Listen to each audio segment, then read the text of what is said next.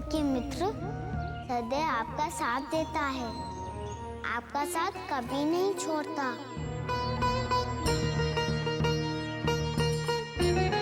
दुर्गा, अब तुम हमारी मित्र बन गई हो। तुम हमारी बहन जैसी हो। तुम सदैव यहाँ रहना, हमें अच्छा लगेगा। हमें छोड़ के मत जाना।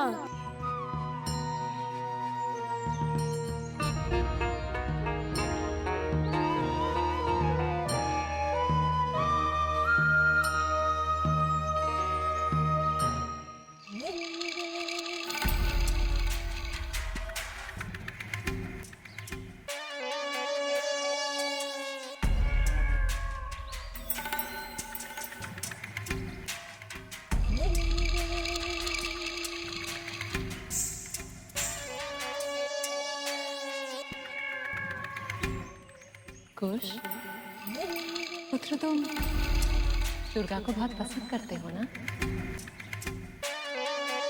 तुम नहीं चाहते ना कि दुर्गा तुम दोनों को छोड़कर कहीं जाए और वो सदा के लिए तुम दोनों के साथ यहीं रह जाए? तो ठीक है, मैं दुर्गा को तुम दोनों के पास सदा के लिए यहीं छोड़कर चली जाऊंगी और वो तुम्हारे पास सदा के लिए रह जाएगी। क्या सचमुच ऐसा हो सकता है? हाँ, किंतु उसके बदले में तुम्हें मुझे एक बात बतानी होगी। अच्छा पूछिए, आप क्या पूछना चाहती हैं? सीता मैया अपने दिन का सबसे अधिक समय कहाँ और किसके साथ व्यतीत करती हैं? बस इतनी सी बात। माँ दिन में सबसे अधिक समय आश्रम में रखे कलश के साथ व्यतीत करती हैं। हर दिन आश्रम के पास में जो नारायण मंदिर है ना, वहाँ उस कलश की पूजा भी करती हैं।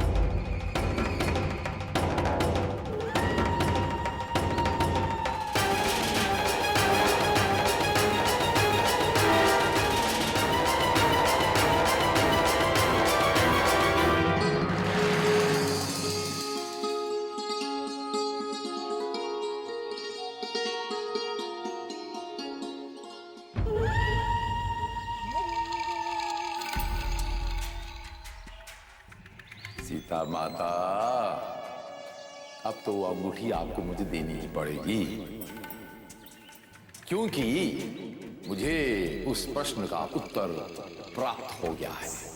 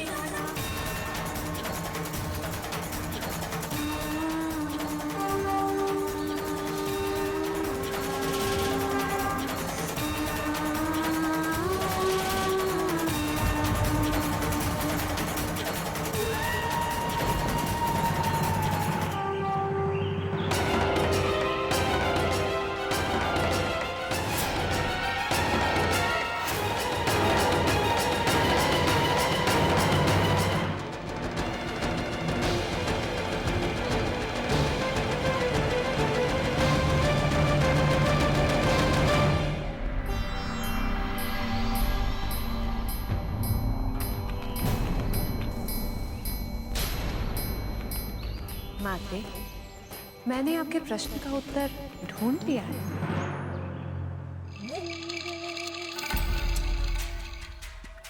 मुझे वो वस्तु मिल गई है जो आपके लिए इस आश्रम के सबसे बहुमूल्य वस्तु थी, और वो वस्तु है ये कलश। सीता माते, अब आपको मुझे वो अंगूठी देनी ही होगी, क्योंकि परीक्षा में मैं विजय हुई हूँ।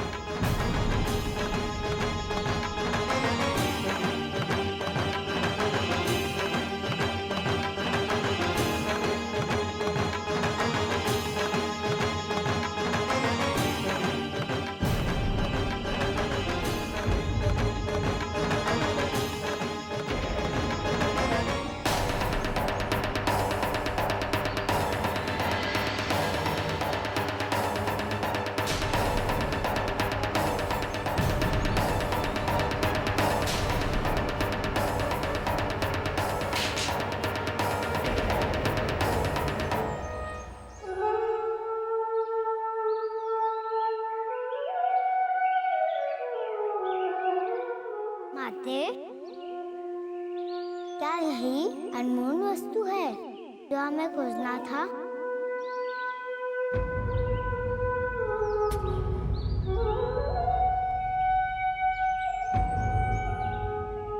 हाँ भी, और नहीं भी।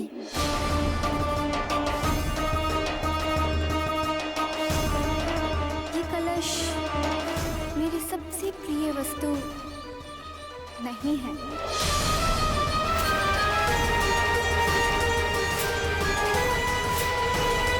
अपितु इस कलश के भीतर रखी हुई वस्तु मेरी सबसे प्रिय वस्तु है।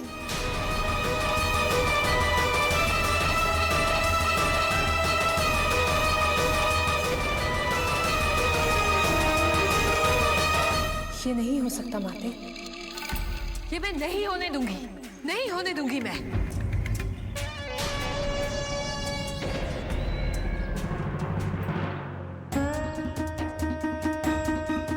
शांत हो जाओ नीति। इस तरह विलाप करने से तुम्हें कोई भी वस्तु प्राप्त नहीं होगी। इसलिए धीरज रखो और मेरी बात ध्यान से सुनो। मुझे ज्ञात है कि तुमने इस कार्य को पूरा करने में बहुत परिश्रम किया है, फिर भी तुमसे एक छोटी सी भूल हो गई।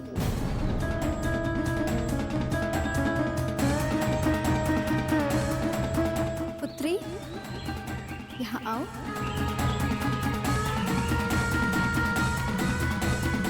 तब भी मैं तुम दोनों को एक अवसर अवश्य दूंगी।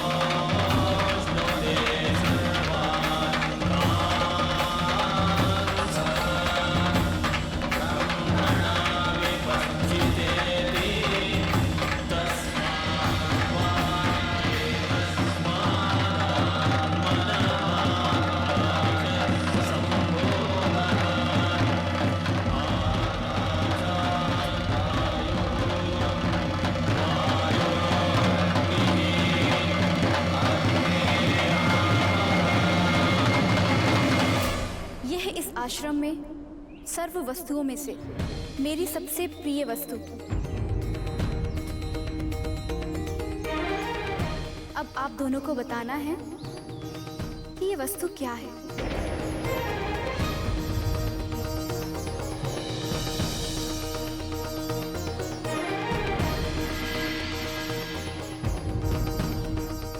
और मेरी अंगूठी तुम दोनों में से उसी को मिलेगी जो मुझे ये बताने में सफल होगा कि ये क्या है।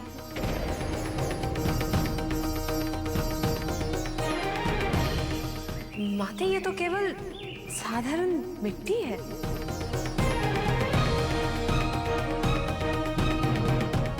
नहीं नहीं नीति, ये साधारण मिट्टी नहीं है। तुम्हें मैं और समय देती हूँ और इसलिए अपना उत्तर मुझे सोच समझ कर दो।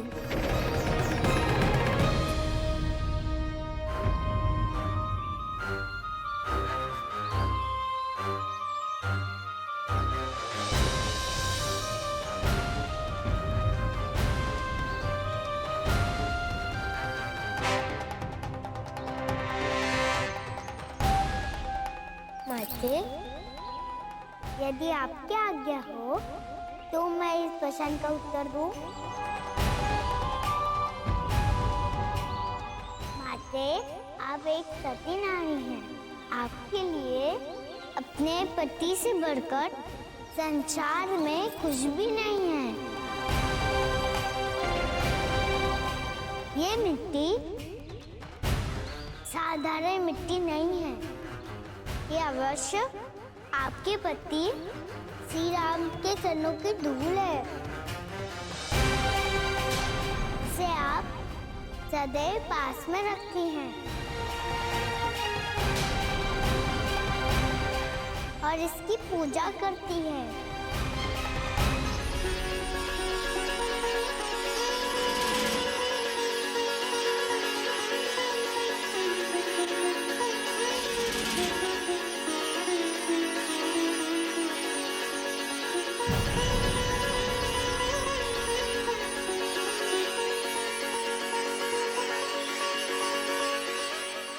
मैं तुम्हारे उत्तर से अति प्रसन्न हुई दुर्गा।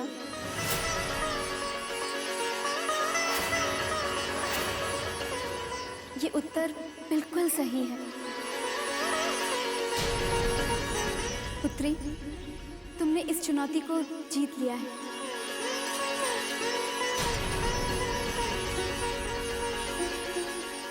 इसलिए मैं ये अंगूठी तुमको देती हूँ।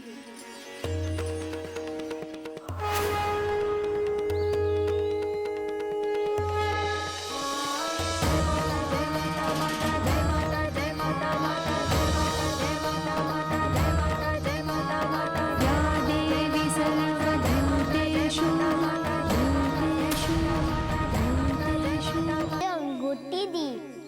अब आप मुझे यहाँ से जाने की आज्ञा दीजिए।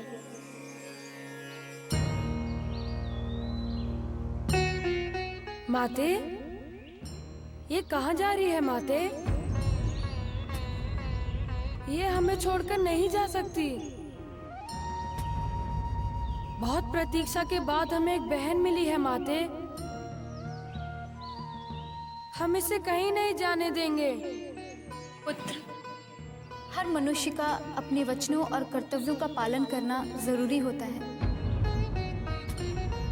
दुर्गा भी वचनबद्ध है और यहाँ से जाने के बाद वो अपने वचनों और कर्तव्यों का पालन करने वाली है। आप कुछ भी कहो, हम अपनी बहन को यहाँ से नहीं जाने देंगे।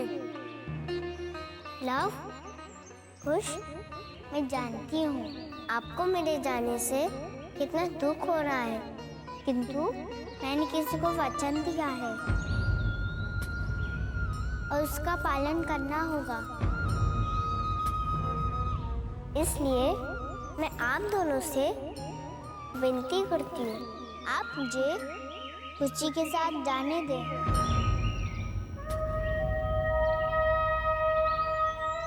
ठीक है, अगर यही तुम्हारी इच्छा है तो हम तुम्हें नहीं रोकेंगे, किंतु हम तुम्हें नहीं भूल पाएंगे। मुझे भी आप दोनों की याद आएगी।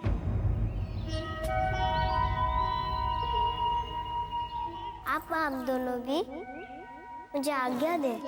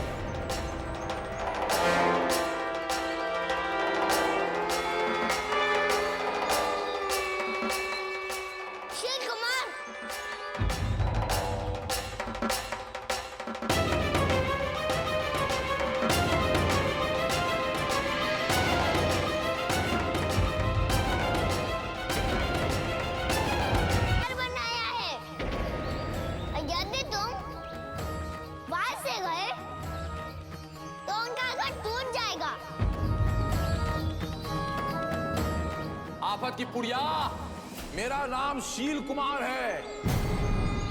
मैं इस तरह के क्षुद्र जीवन के लिए कभी परवाह नहीं करता। मुझे अपनी मंजिल पे पहुंचना है। शील कुमार मंजिल की ओर देखता है, मंजिल की ओर। ये रहे तेरे कीड़े।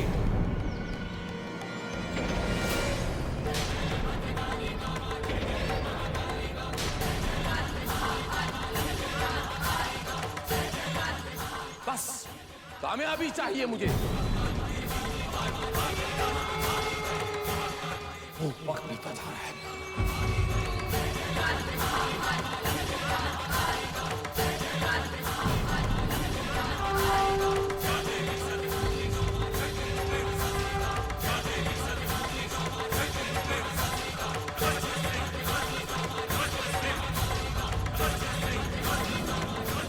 मैं इन कीड़ों को इस हाल में कैसे छोड़ दूं?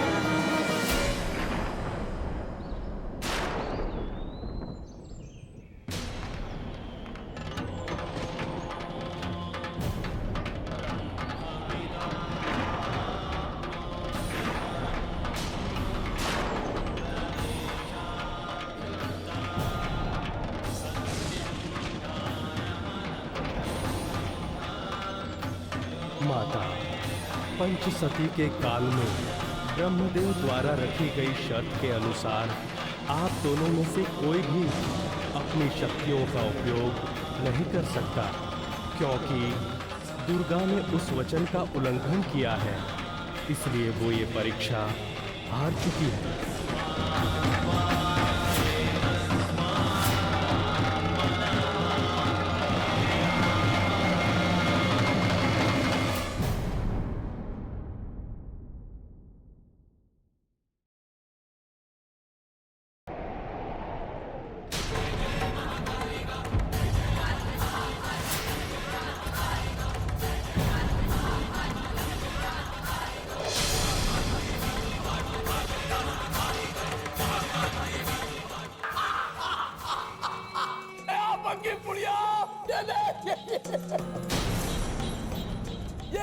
इसे कहते हैं शील कुमार, इसे कहते हैं जीत। मुझे नहीं पता था आपक की पुड़िया कि आप इतनी बड़ी बेवकूफ भी है। मैं भी आपको एक चीज दिखाने वाला।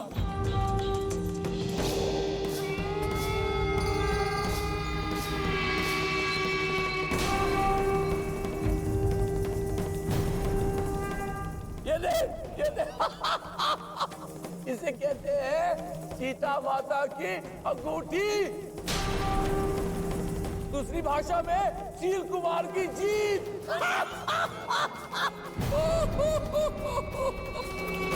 जीत शील कुमार की हुई।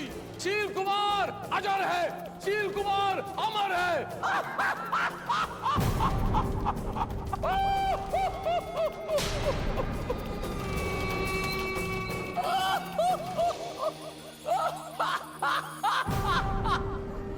अब मुझे पाप का अंत करने के लिए आगे आने वाली सभी परीक्षाओं में सफल होना ही होगा। हर बच्ची वस्तु को प्राप्त करना ही होगा, नहीं तो अनर्थ हो जाएगा।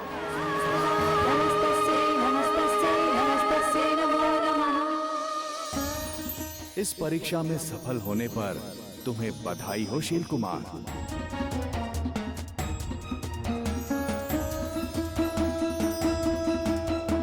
धन्यवाद बड़ी महाराज। किंतु इस सफलता पर तुम्हें इतना प्रसन्न नहीं होना चाहिए, क्योंकि ये सफलता वास्तव में तुम्हें नहीं दुर्गा को मिली है। शील कुमार, सदैव ये बात याद रखना कि सत्य और असत्य की लड़ाई में विजय सदैव सत्य मार्ग पर चलने वाले की ही होती है। मैं यहाँ पर आपका प्रवचन सुनने नहीं आया हूँ। सफलता सफलता होती है। मेरे लिए सिर्फ जीतना महत्वपूर्ण है। जीत गया, इसीलिए कृपया आप अपना ये भाषण बंद करें और ये बताइए, पॉइंट पे आइए कि अगला कार्य क्या है। अब मैं तुम्हें चौथी पंचसती के काल में ले आया हूं। ये है देवी मंदोदरी।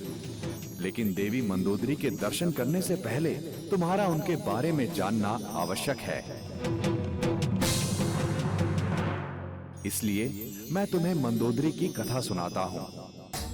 यह हमारे इतिहास की महानता है कि श्री राम की पत्नी सीता और रावण की अर्धांगिनी मंदोदरी दोनों एक ही काल में इस धरती पर रहीं।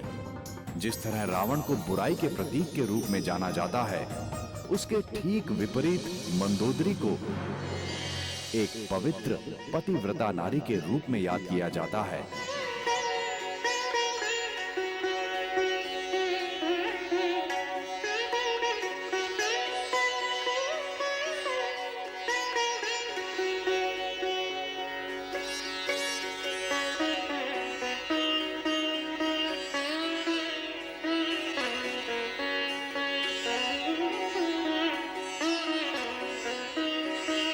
मंदोदरी का जन्म मे राष्ट्र में हुआ था, जिसे आज हम मेरठ शहर के नाम से जानते हैं।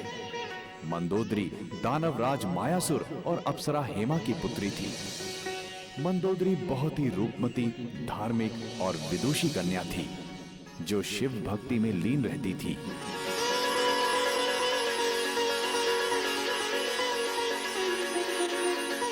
मंदोदरी के पिता मायासुर ने रावण के पराक्रम से प्रभावित होकर मंदोदरी का विवाह उसके साथ करने का निर्णय लिया।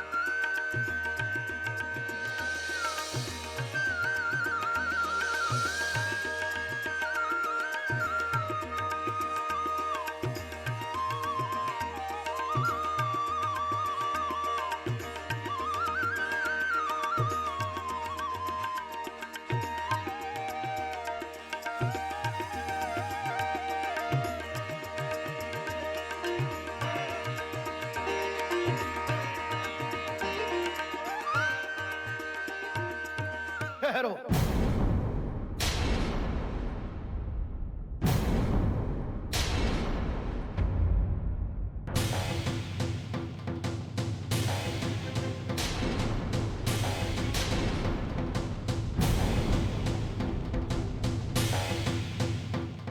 इससे पहले कि तुम मेरे गले में वरमाला डालो, मैं तुम्हें यह बता देना चाहता हूं, मेरा विवाह हो चुका है।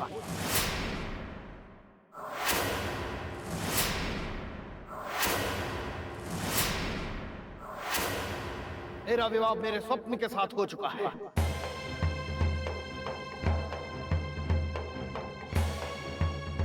इस संपूर्ण ब्रह्मांड पर एक छत्र राज करने का स्वप्न है मेरा, और जब तक मैं अपने स्वप्न को सच में नहीं बदल लेता, मैं तुम्हें तो क्या, किसी और को भी अपना समय नहीं दे सकता।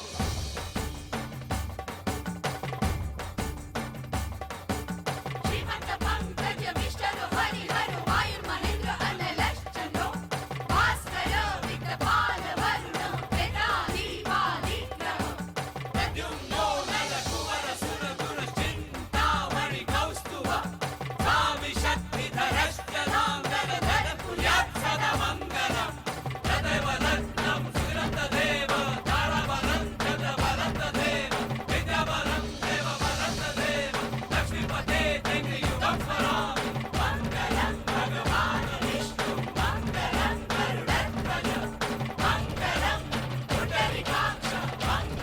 स्वामी, इस क्षण से आपका स्वप्न मेरा स्वप्न हुआ। इस क्षण से मैं भी अपने मन की आंखों से यही स्वप्न देखूंगी, और जब तक आप उसे सत्य नहीं कर लेते, मैं आपके मार्ग में बाधा नहीं बनूंगी। रावण उस समय अपनी सफलता के चरम पर न था और मंदोदरी उसका मनोबल बढ़ाने लगी। और एक दिन मंदोदरी ने विजय तिलक कर रावण को विश्व विजय के अभियान पर भेज दिया। आपकी विजय हो।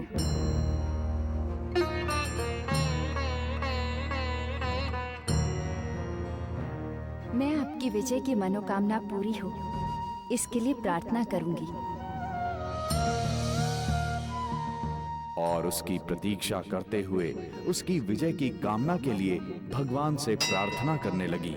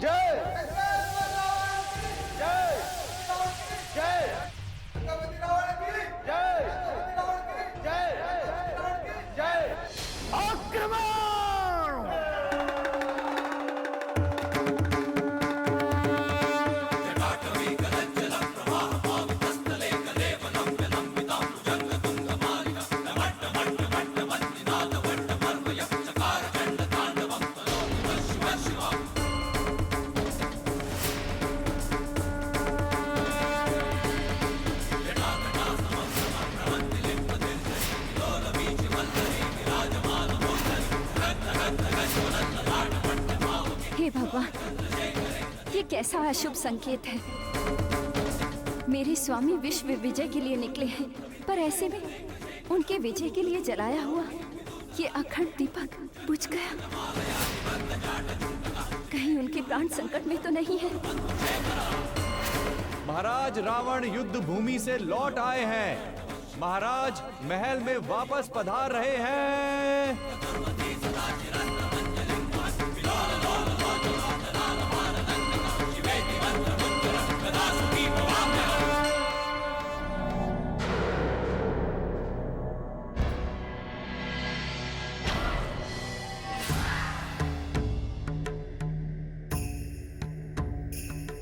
प्रणाम स्वामी, आप लौट आए।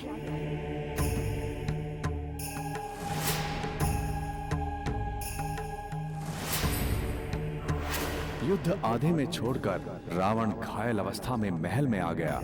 मंदोदरी जान गई कि रावण बिना युद्ध में विजय प्राप्त किए लौटा है, परंतु मंदोदरी ने अपना ये भाव छिपा लिया।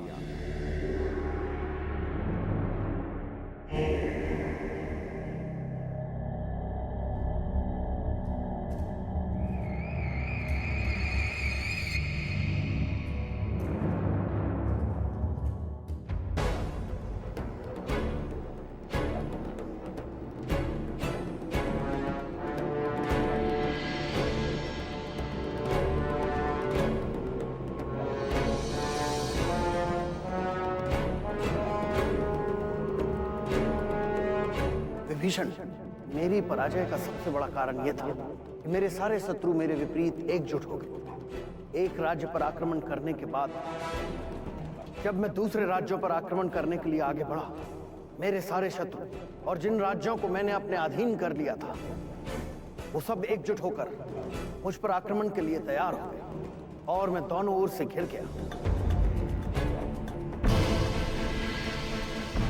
और इस तरह मेरे विश्व विजय के स्वप्न को सत्य में बदलना कठिन होता चला गया।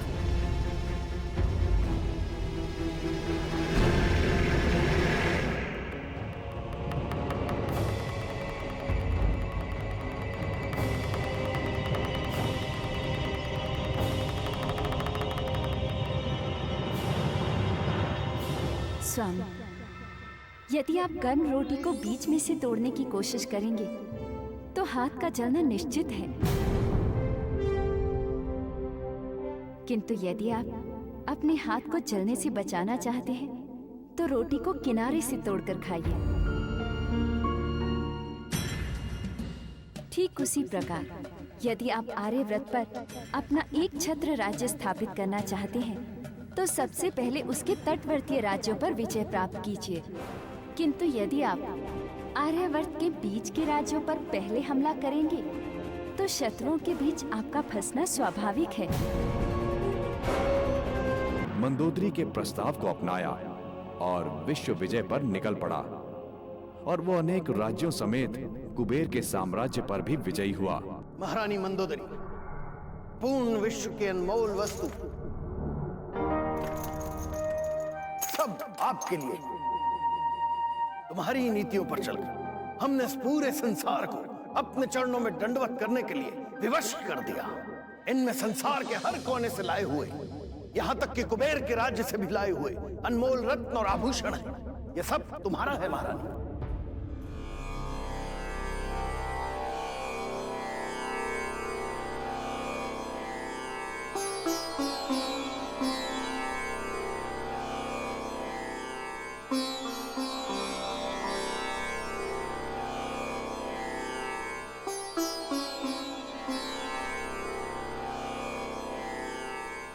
स्वामी, बिछिया सुहाग की निशानी होती है और इसीलिए इन सभी आभूषणों में से मेरे लिए यही अधिक मूल्यवान है। यदि आपकी आज्ञा हो तो मैं इसे ही अपने पास रखना चाहूंगी। अवश्य।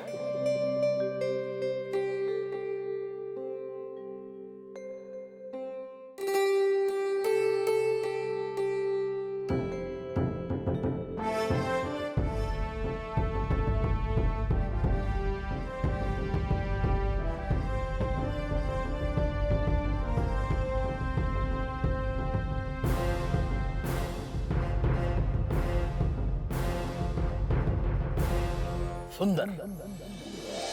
स्वामी, मैं भी आपको कुछ भेंट देना चाहूंगी। अवश्य।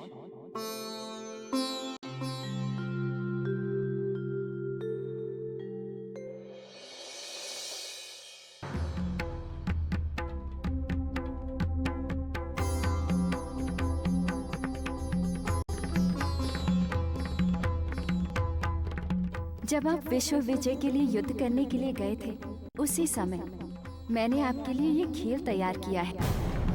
ये खेल आपको शत्रुओं की रणनीति को समझने और उसे पराजित करने के लिए योजना बनाने में सहायक सिद्ध होगा।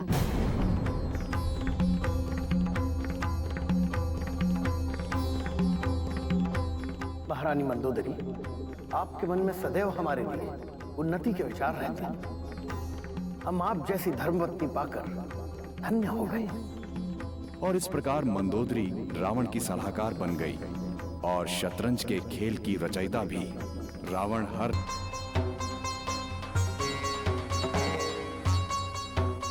महारानी की जय हो। हम महाराज के बारे में समाचार लेकर आए हैं। महाराज ने अपनी जीत के तिरंगे को फहराते हुए विश्व के बहुत सारे साम्राज्यों में विजय पाली है। उन्होंने शत्रुओं को मृत्यु के घाट उतार दिया है। चारों ओर शत्रु सैनिकों के मृत शरीर पड़े हुए हैं, रक्त की नदियां बह रही हैं और हमारे बहुत सारे सैनिक वीरता को प्राप्त हो गए हैं। महाराजा रावण अब विश्व के सर्वोधिकारी शीघ्र ही बन जाएंगे।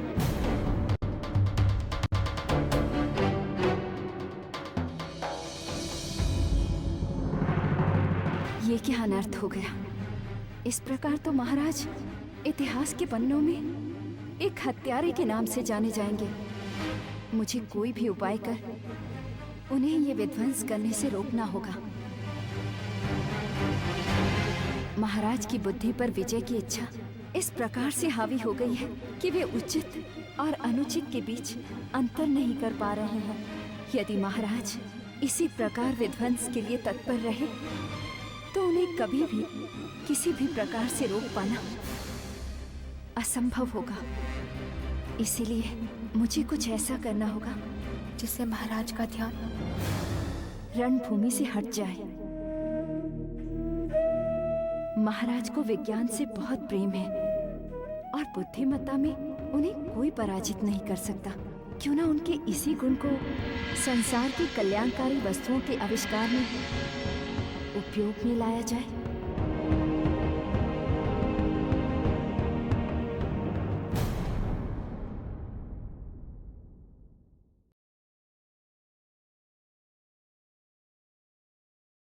जय लंकेश्वर रावण की जय, लंकेश्वर रावण की जय, लंकेश्वर रावण की जय।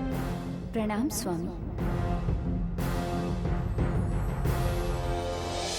महारानी, आज का दिन हमारे लिए अत्यधिक प्रसन्नता का दिन है। आज हमारी खड़ग अपनी रक्त की प्यास को एक बार फिर बुझाएगी। हम आज एक और साम्राज्य को जीतेंगे। हमारी जीत निश्चित है महारानी।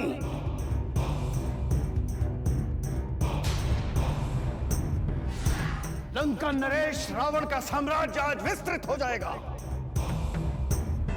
स्वामी क्षमा करें, तो धरती पर ही एक और साम्राज्य जीत लेने भर से क्या प्राप्त होगा। वास्तव में आपकी जीत तो तब होगी जब आप वायु को अपने वश में कर लेंगे, वायु में उड़ सके, आकाश को छू सके। केवल धरती पर ही नहीं बल्कि इस पूरे आकाश पर हमारा ही साम्राज्य हो।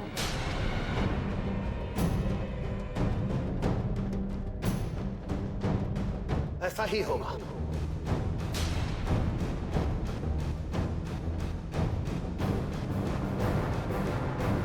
ओम नमः शिवाय।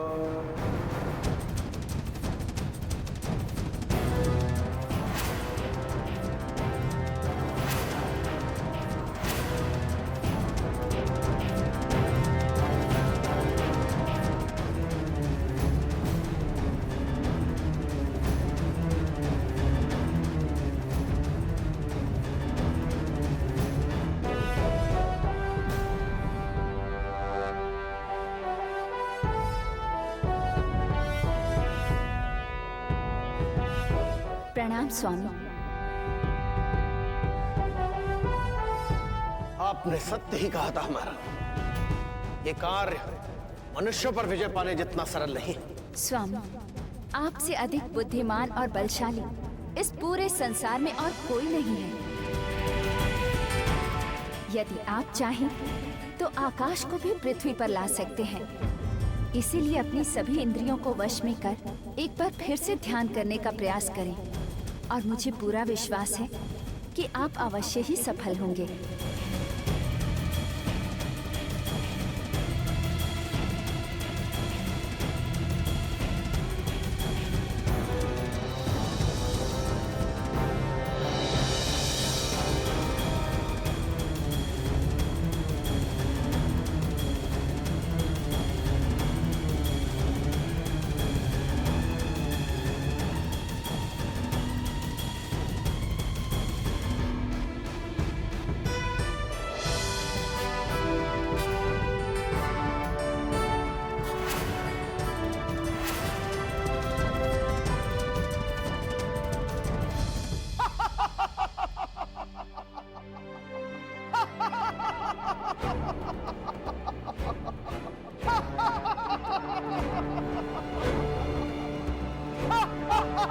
स्वामी, अंततः आपने उड़न खटोले का आविष्कार कर ही लिया। मैं आपकी इस विजय से अत्यधिक प्रसन्न हूँ और संपूर्ण संसार आपके इस आविष्कार के लिए आपकी जय जयकार से गूंज उठेगा। और इस प्रकार मंदोदरी ने रावण की बुद्धि बल और बाहुबल को संसार के कल्याण की ओर मोड़ दिया और रावण का ध्यान रणभूमि से हटकर विज्ञान की ओर लग गया। मंदोदरी ने रावण को यह भी समझाया कि किसी भी राज्य की प्रसन्नता और सफलता उसकी प्रजा की प्रसन्नता और सुख पर निर्भर करती है।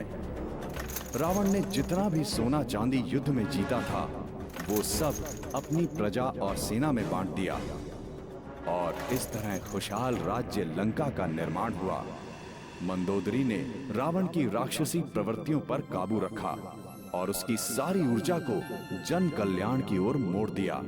परंतु एक दिन छोड़ दीजिए, छोड़ दीजिए। महारानी मंदोदरी, हमने अपनी बहन शूर्पणखा के अपमान का प्रतिशोध लिया है। राम की पत्नी सीता का हरण किया है हमने, और अब मैं सीता से विवाह कर उसे अपनी धर्म पत्नी बनाऊंगा।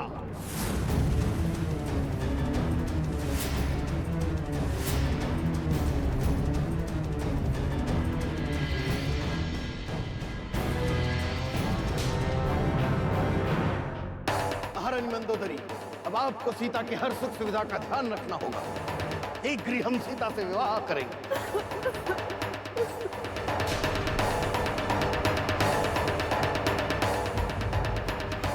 सीता, बंद कीजिए अब ये रोना बिलखना। आपको तो प्रसन्न होना चाहिए कि आप शीघ्र ही राजमहल की रानी बनने जा रहे हैं। यहाँ आप उस वनवासी द्वारा वन में बनाई गई उस कुटिया से कहीं अधिक प्रसन्न रहेंगी।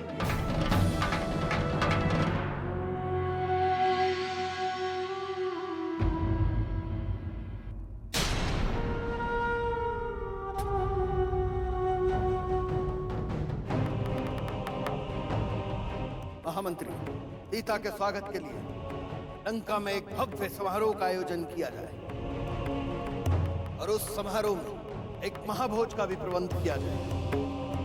ऐसा महाभोज तो आज तक किसी ने देखा ना हो। आप चिंता ना करें महाराज, ये समारोह ऐसा होगा जिसकी चर्चा संपूर्ण विश्व में होगी। महारानी मंदोदरी पधार रही हैं।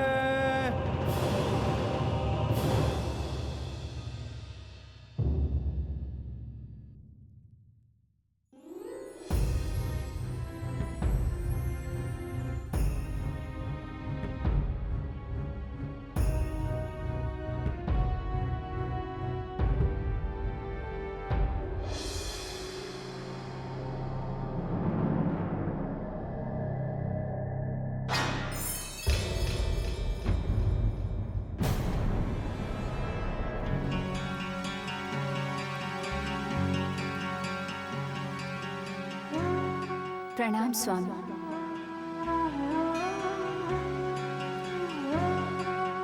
आइए महाराज, आशा है कि सीता के रहने और आराम की व्यवस्था उचित प्रकार से हो गई।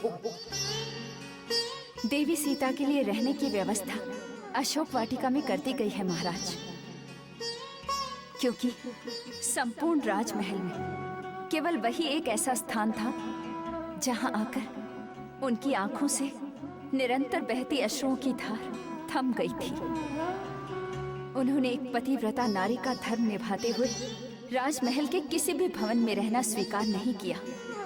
उनका कहना था कि जब उनके स्वामी श्री राम स्वयं वनों में कठिन परिस्थितियों से जूझ रहे हैं, तब वे कैसे इस राजमहल में विलास का जीवन व्यतीत कर सकती हैं? कोई बात नहीं, उस समय व्यतीत होने के पश्चात वे स्वयं ही राजमहल की आदि हो जाएगी।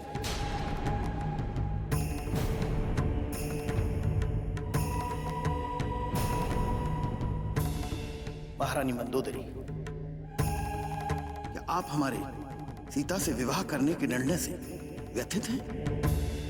मैं व्यथित तो हूँ, किंतु इस बात से नहीं कि आप दूसरा विवाह कर रहे हैं। मेरे दुख का कारण तो ये है कि आपने एक विवाहित पतिव्रता नारी का हरण किया, उसे यहाँ लंका में ले आए। स्वामी, आप इस सत्य से भली भांति परिचित हैं कि देवी सीता माता लक्ष्मी का ही अवतार हैं।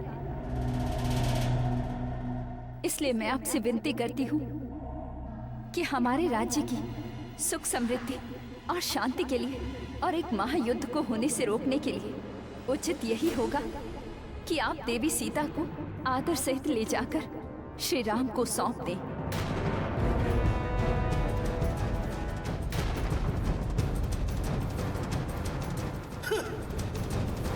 महाशक्तिशाली, विश्व विजयी, लंकेश की पत्नी के मुख से ये बात शोभा नहीं देती। मेरी युद्ध की नीति निर्धारित करने वाली आप कब से युद्ध के परिणाम के बारे में सोचने लगी? वास्तव में ये आप नहीं, आपकी सीता के प्रति ईर्ष्या बोल रही है। और इस बार हम आपके शब्दों के माया जाल में नहीं उलझने वाले और हम सीता से विवाह करेंगे। स्वामी, मेरे मन में सीता के प्रति ईर्ष्या की भावना नहीं है। मेरी चिंता का कारण हमारे राज्य की, अपनी प्रजा की भलाई है। आपसे केवल इतनी ही विनती है कि जब तक सीता स्वयं विवाह को हाँ न कहे, तब तक आप उनसे विवाह का प्रयास ना करें।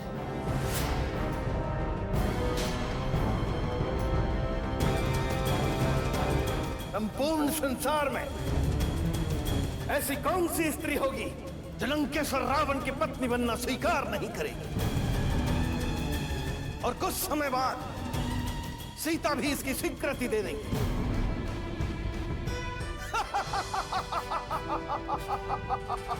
जिस मंदोदरी की सलाह से रावण ने संपूर्ण विश्व को अपने आगे झुकने पर विवश कर दिया था, आज उसी मंदोदरी की सलाह रावण को अच्छी नहीं लग रही थी। मंदोदरी रावण का हृदय परिवर्तन करने का पूर्ण प्रयास करती थी, लेकिन उसका हर प्रयत्न असफल हो जाता। रावण मंदोदरी की किसी बात को मानने के लिए तैयार नहीं था, किंतु मंदोदरी सीता को सांत्वना देने रावण से छुपकर अक्सर सीता से मिलने जाया करती थी और बहन जैसा बर्ताव करके स्नेह देती थी। देवी सीता,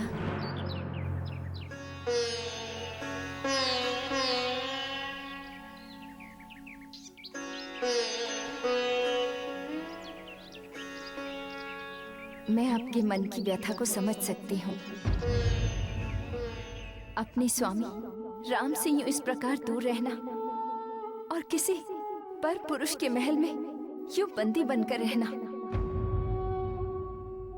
मैं आपके दुखों को कम तो नहीं कर सकती, किंतु इतना अवश्य कहना चाहूंगी कि आपके पति श्री राम यहाँ अवश्य आएंगे और आपको यहाँ से लेकर जाएंगे।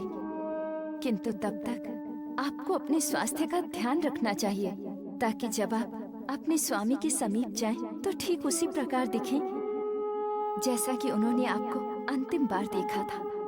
मुझे ज्ञात है कि आप राजमहल के राजसी भोजन का सेवन नहीं करेंगे, इसलिए मैंने आपके लिए फलाहार का प्रबंध किया है। आप इसे तो ग्रहण करेंगी ना? महारानी, आप सच में सहृदय धार्मिक स्त्री हैं, जो कभी भी किसी भी मनुष्य को दुख नहीं पहुंचाना चाहती। मैं आपके इस उपकार का ऋण कभी नहीं उतार पाऊंगी। मेरे स्वामी श्री राम को भी ये फल बहुत ही प्रिय है।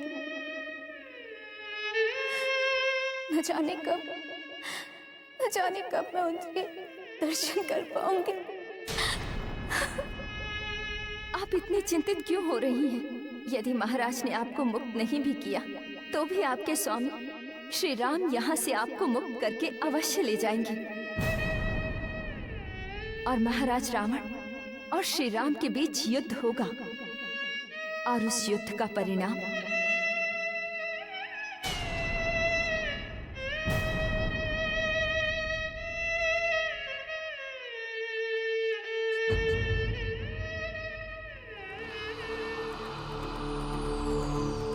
हे प्रभु, मेरी सुहाग की रक्षा कीजिए, उन्हें सद्बुद्धि दीजिए। यदि राम रावण युद्ध हुआ तो मेरे स्वामी की पराजय निश्चित है, क्योंकि विजय सदैव सच्चाई की होती है, सत्य की होती है। उन्हें समझाने का मैंने बार बार प्रयत्न किया, किंतु वो नहीं समझ पा रहे। अब आप ही कुछ कीजिए प्रभु, इस युद्ध को रोकने की कोशिश कीजिए प्रभु। मेरे स्वामी की रक्षा करें प्रभु।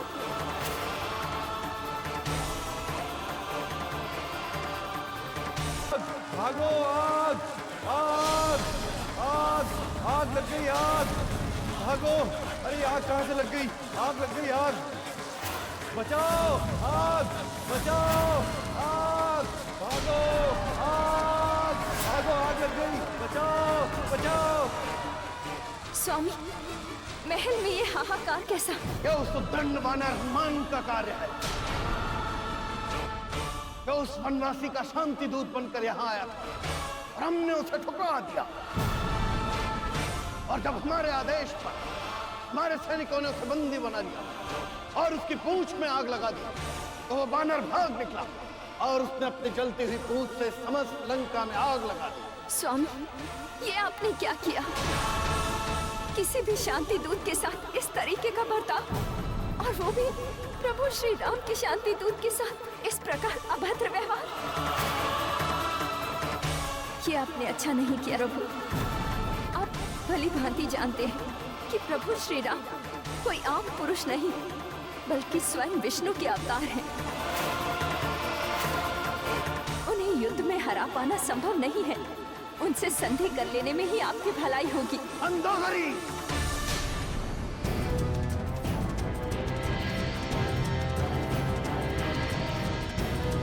आप ये भूल रही हैं कि हम कोई साधारण मनुष्य नहीं, हम विश्व विजयी लंकेश्वर हैं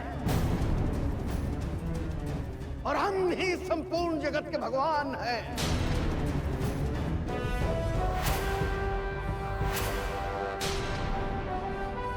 और अब हम अपने खड़क से उस वनवासी का सर धड़ से अलग करके एक बार फिर ये सिद्ध कर देंगे कि हम ही इस धरती के सबसे शक्तिशाली और महान व्यक्तित्व हैं।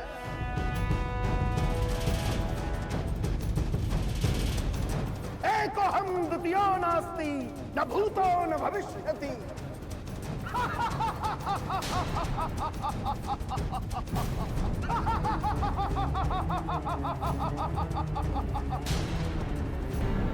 हमारे कारण आपको इतने दुख और पीड़ा सहनी पड़ी।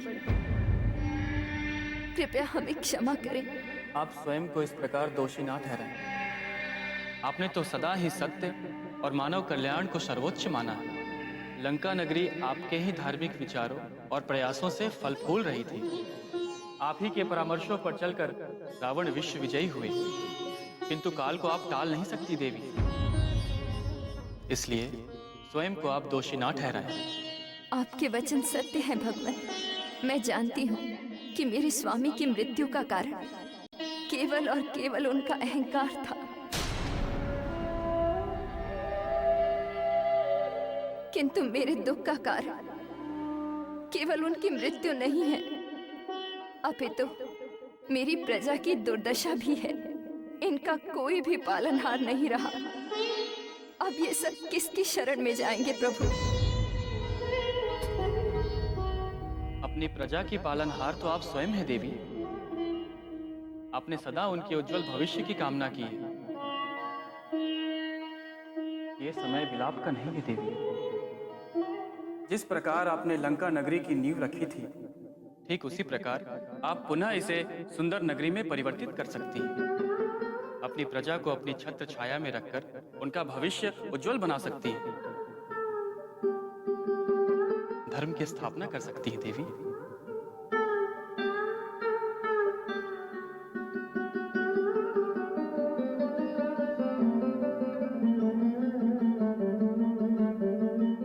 मंदोदरी ने जिस लंका को प्यार से सींचा और एक सुंदर राज्य बनाया था, वो नष्ट हो चुकी थी।